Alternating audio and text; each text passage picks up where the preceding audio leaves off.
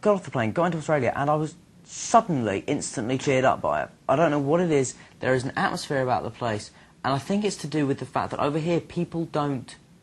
Everywhere else in the world that you go, not so much England, but certainly America, and when you talk to people there, you feel that it's not that they're being fake, it's just that they are limiting themselves.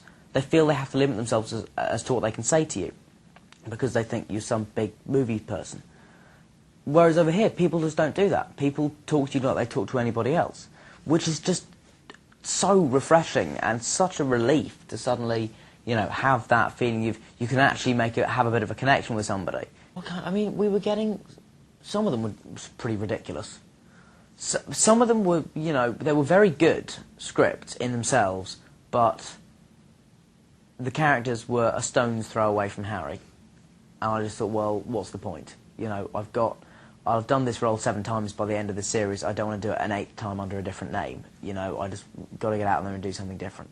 And that's when this came along. Also, the great attraction about this was that it was ensemble. You know, whereas people might come because they see my name on the poster and things, they will realise within the first 20 minutes that it's mainly Misty's story, and that I play a very important part in that story, but I'm not the key figure in the film. And that's I mean, that was a piece of advice I was given by a director once who I haven't actually worked with, but who I had a meeting with once, and he just said, you know, I think whatever you do next, it has to be the case that the story and the plot does not hang on your character's shoulders. That was where I really trusted Rod Hardy, the director, because some directors and lesser directors and lesser people, I think, if they were in that position, could have been tempted to cut the movie in an unbalanced way where it was sort of angled towards me, because they know that I was sort of the name, you know. I mean, in Australia I'm not the name, Jack Thompson's very much the name, and I totally realise that before everyone's thinking I'm getting too big for my boots. But you know, the world over, you know, my name is sort of a brand, like Harry Potter, really, and once you realise that, you have to be very careful about how people sort of use that.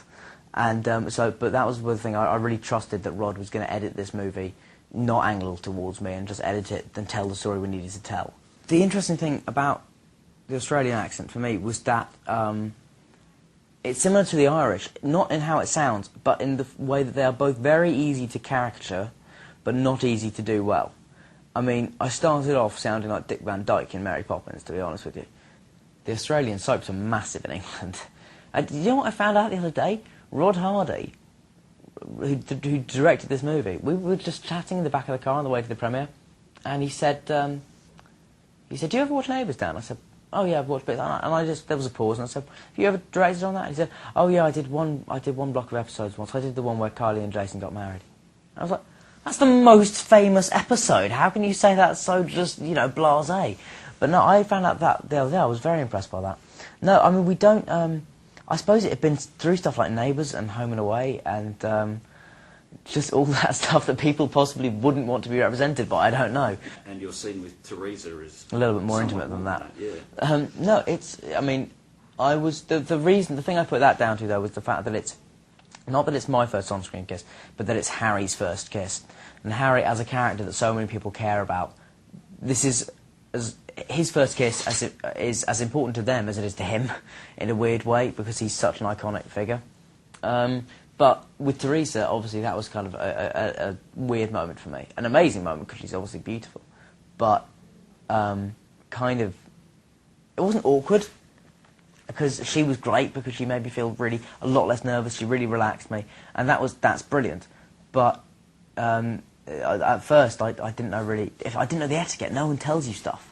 No one tells you don't use tongues when you kiss, generally speaking. You can come to some mutual agreement or something, but generally speaking, you don't, apparently. No one lets you know that. So I was, you know, I was ready to go in there gung-ho about it, but no. And thank God, I don't know who did tell me in the end. Actually, it might have been Teresa, before it was all too late. No tongues, dear. Yeah.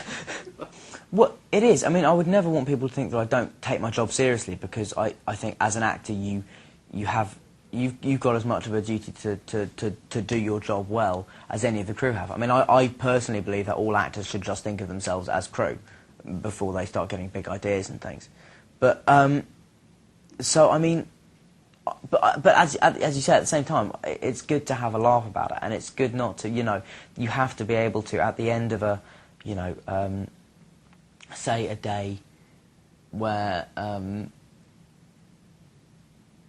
been doing, like, there was a moment in Harry Potter when I was doing a nightmare scene, and I was having this nightmare, I was sort of writhing around and pulling all these faces, and I was really giving it my all and trying to get into it in terms of the intensity and all that stuff. And at the end of the day, it's a very healthy thing to be able to step out of that, even if you've done a good job, and just say, God, I must look so ridiculous early making all those stupid faces. You know, it's a good thing to be able to do that, I think.